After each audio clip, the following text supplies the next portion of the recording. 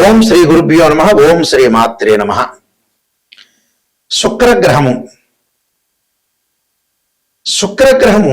August 2వ తారీఖు నుంచి శుక్రుడు కన్యా రాశిలో సెప్టెంబర్ 1వ తారీఖు వరకు రమారమి దాదాపుగా 30 రోజుల పాటు ఉంటాడు. ఈ శుక్రుడు కన్యా రాశి అనేది మన జ్యోతిష్ శాస్త్రం ప్రకారంగా శుక్రుడు నీచ స్థానంలో ఉన్నట్టు అర్థం. శుక్రుడికి సహజంగా వృషభము తులారాశులు స్వక్షేత్రాలైతే, అలానే ఉచ్చస్థానం అనేది మీనరాశి, దానికి సప్తమంలో ఆపోజిట్లో ఉన్నది నీచ రాశి అని అర్థం. అంటే నీచస్థానం కన్యారాశిలో నీచస్థానంలో శుక్రుడు ఉన్నట్టు. ఈ శుక్రుడు వివాహానికి సంబంధించిన కారకుడు. సుఖాన్ని, భోగాన్ని, సౌఖ్యాన్ని, లగ్జరీని, వాహనాన్ని, బంగారు నగల్ని, దుస్తుల్ని, కాస్మెటిక్స్ కానీ, అందంగా ఉండటం కానీ, బ్యూటీగా ఉండటం కానీ, క్యూట్గా ఉండటం కానీ, వీటన్నిటి కూడా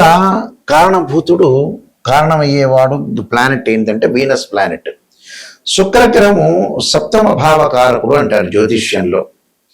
శుక్రగ్రహం బాగుంటేనే మ్యారేజ్ లైఫ్ అనేది అనుకూలంగా ఉంటుందని, కొంతవరకు ఒక 30-40% సపోర్ట్గా ఫైనాన్షియల్ పరంగా ఉండే డెవలప్మెంట్స్ కానీ, ఇలాంటి వాటిలన్నిటికీ కూడా శుక్రుడు కారణమవుతాడు. మరి ఇప్పుడు చెప్పే ఫలితాలు ఏంటంటే గోచార రీత్యా చెప్పే ఫలితాలు అంటారు.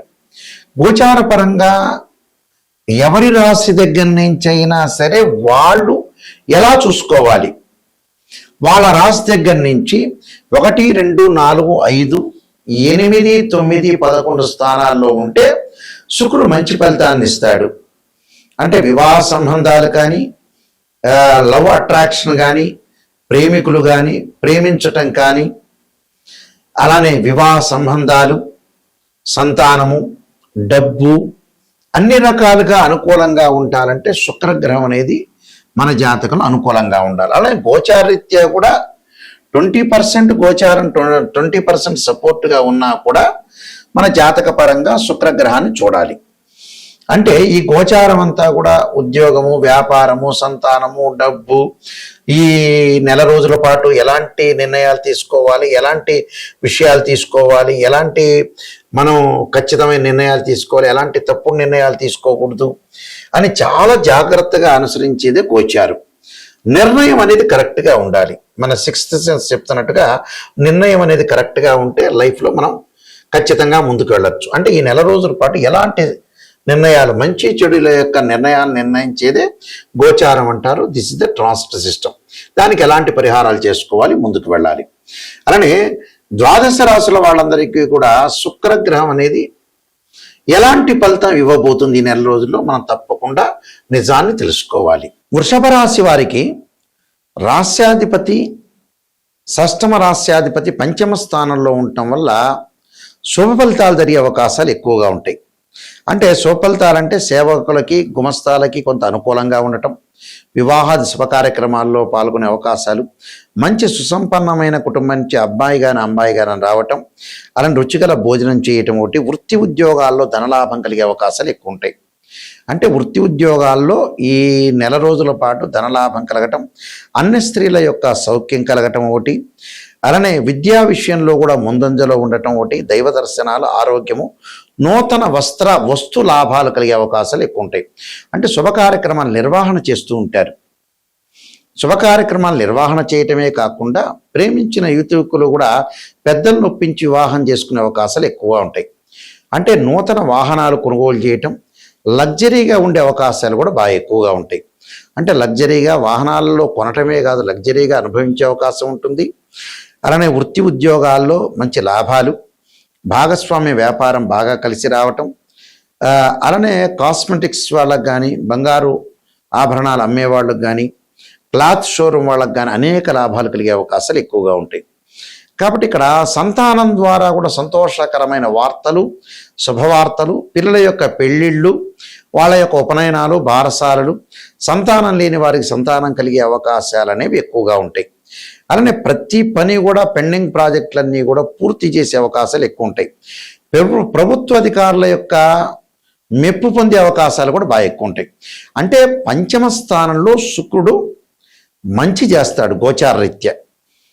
ఆ విషయాన్ని అందరూ కూడా గ్రహించాలి. అయితే ఇంకా బాగా ఉండాలంటే దాని పరిహారం ఏమిటి అని అంటే, శుక్రవారం రోజున అమ్మవారి కుంకుమార్చన చేయటం మర్చిపోవద్దండి. స్త్రీలు ముఖ్యంగా పురుషులు వచ్చేటప్పటికల్లా అమ్మవారి యొక్క ఆరాధన చేయండి. శుక్రవారం రోజున చక్కగా రాజరాజేశ్వరి ఆరాధన, వీలైతే శుక్రవారం రోజున ఏదన్నా అమ్మవారి యొక్క క్షేత్రానికి వెళ్ళటం, శ్రీశైలంలో భ్రమరాంబికా పీఠం కానీ, అలానే జోగులాంబ కానీ, అలానే పిఠాపురంలో ఉండే పురోహితిగా అమ్మవారు కానీ, శ్రీశైలానికి వెళితే ఇక శివపార్వతుల యొక్క దర్శనం అనేది చక్కగా జరుగుతుంది. అందువల్ల శ్రీశైల క్షేత్రానికి వెళ్ళండి. అలానే అమ్మవారి యొక్క అనుగ్రహానికి ఆ రోజున చక్కగా వీలైతే బొబ్బర్లు, ఎల్లో క్లాత్ వస్త్రము మరి బ్రాహ్మణులకు దానం చేయండి. దానం చేయటం వల్ల ఏంటంటే వివాహం అనేది తొందరగా జరిగే అవకాశం ఉంటుంది. ఆ రోజు చక్కగా కన్యాపాస్పతాశ్రుద్రాభిషేకం అబ్బాయిలు, అమ్మాయిలు వచ్చేటప్పటికి వరపాస్పతాశ్రుద్రాభిషేకం, అఘోర గౌరీపాస్పతాశ్రుద్రాభిషేకం చేయటం వల్ల వివాహం అనేది మంచి జరుగుతుంది. అలానే శుక్రుడి యొక్క జపం చేయటం వల్ల కూడా ధనం కలిసి వచ్చే అవకాశం ఖచ్చితంగా ఉంటుంది. ఈ శుక్రగ్రహము మనకి కళత్రకారకుడు. చాలామంది కూడా వివాహానికి ఏం చూస్తుంటారంటే కుజదోషాన్ని చూస్తుంటారు. నిజంగా ఏమిటంటే కుజదోషం కాదు. నిజాన్ని తెలుసుకోవాలని మన ప్రేక్షకులందరికీ కూడా ఒక అవగాహన రావాలన్న ఉద్దేశం ఇంటెండ్. వీనస్ ప్లానెట్ ఏంటంటే సప్తమ భావ కారకుడు, అంటే 7th లార్డ్కి సంబంధించిన కారకుడు శుక్రుడు.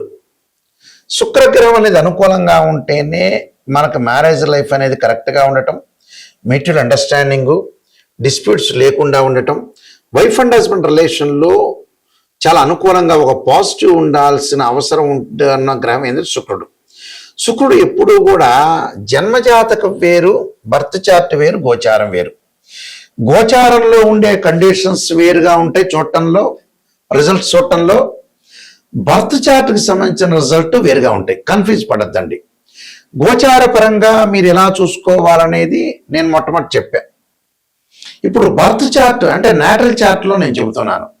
ఈ నాటల్ చార్ట్లో ఏమిటి అని అంటే ఎవరి జాతకాన్నైనా మనం వివాహం అవుతుందా కాదా, వివాహపరంగా డిఫరెన్స్ ఆఫ్ ఒపీనియన్స్ ఎందుకు వస్తాయి, మ్యూచువల్ అండర్స్టాండింగ్ అనేది లేకపోవటం ఏంటి, పెళ్లి అనేది ఎందుకు ఆలస్యం అవుతుంది, ఆలస్యం తర్వాత కూడా విడాకులు ఎందుకు జరుగుతాయి, వివాహం జరగకపోవటానికి కారణం ఏంటి అంటే పేరెంట్స్ అందరూ కూడా గుర్తుపెట్టుకోవాల్సింది ఏంటంటే చాలామంది కూడా 40 ఏళ్ల వరకు 50 ఏళ్ల వరకు పిల్లల యొక్క పెళ్ళిళ్ళు చేయకుండా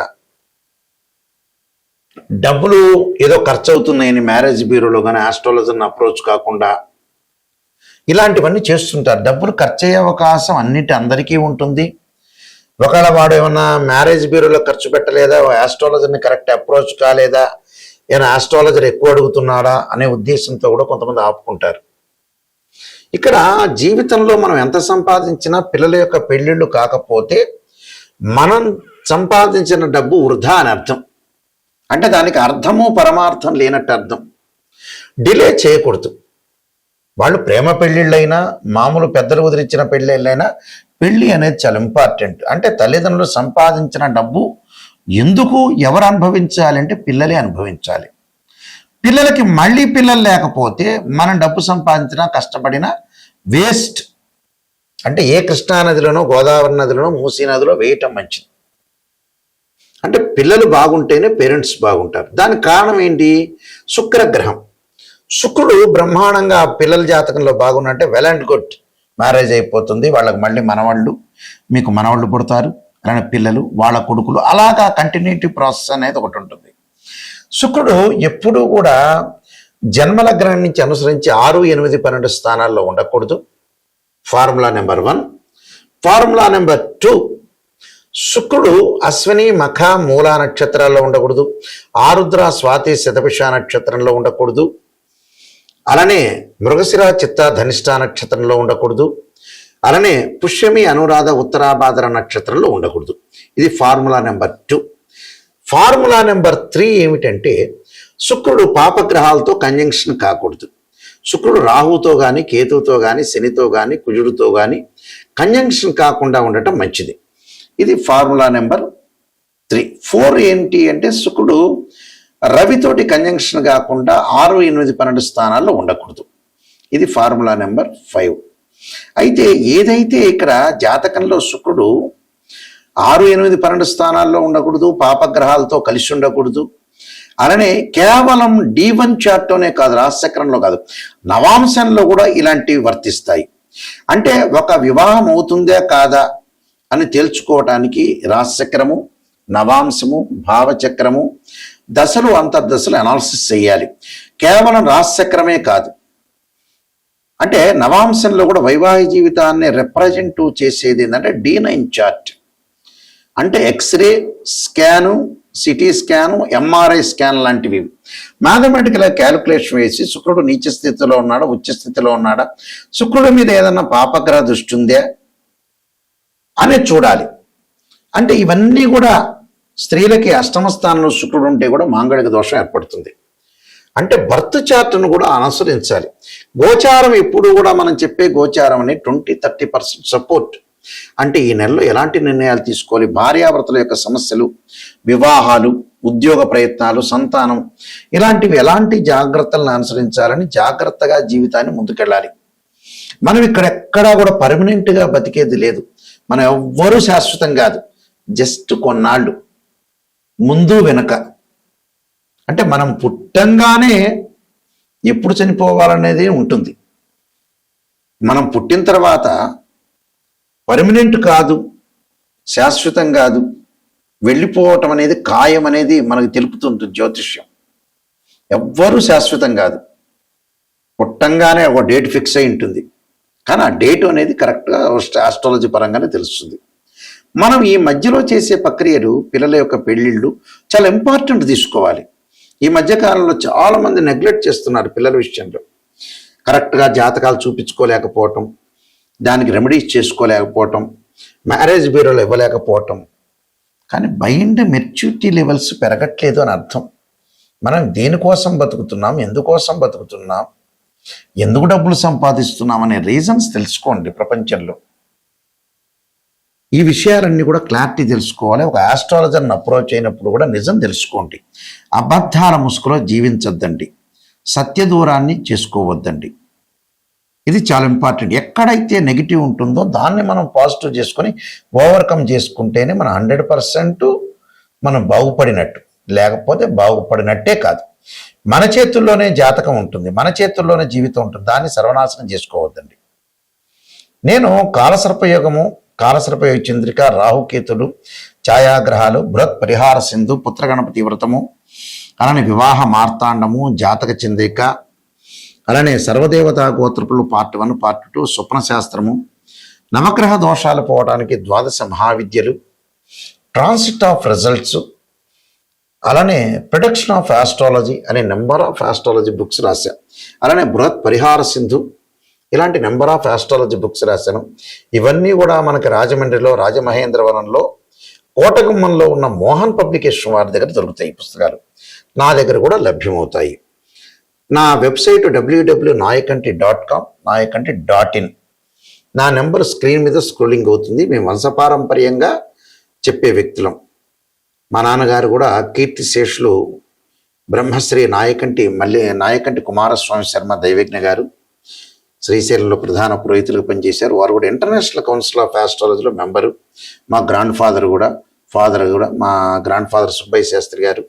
ఇలా మేము వంశపారంపర్యంగా చెప్పేవాళ్ళు. నిజం తెలుసుకుంటే నా ద్వారా ఎంతమంది బాగుపడతారు అనేది నా ఉద్దేశం అండి. దీనిలో నా ద్వారా బాగుపడితేనే నాకు చాలా మంచిది, నేను వీళ్ళకి మెయిల్ చేయగలిగా అనే పాయింట్ నేను ఆలోచన చేస్తాను.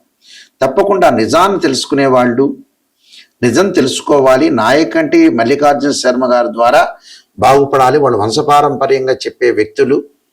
ఎందుకంటే చాలామంది మినిస్టర్స్ కానీ, ముఖ్యమంత్రులకు కానీ మా పేర్లు తెలుసు. ఆల్రెడీ వాళ్ళ యొక్క వివాహాలకు సంబంధించినవన్నీ కూడా మా నాన్నగారు చేశారు. అందువల్ల మీరు క్లారిటీగా తెలుసుకొని, నిజాన్ని తెలుసుకొని ముందుకెళ్ళండి.